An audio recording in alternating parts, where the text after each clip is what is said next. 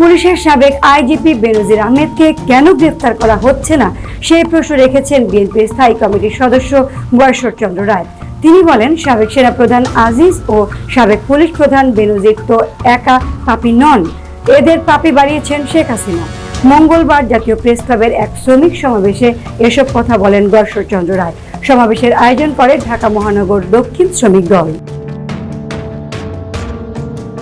গয়েশ্বর চন্দ্র রায় বলেন, সরকারের পাপের কোনো শেষ নেই। তিনি ইশরাক হোসেনকে ভয় পান। কয়েকদিন পর শেখ হাসিনা মানুষ দেখলে ভয় পাবেন, ওনার ঘরের লাইটের আলোতে নিজের ছায়া দেখলেও ভয় পাবেন।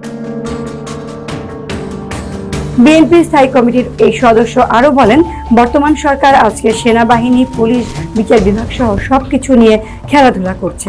বাংলাদেশে যে রিজার্ভ চুরি হয়েছে সেটি আদায় করার ইচ্ছা সরকারের নেই।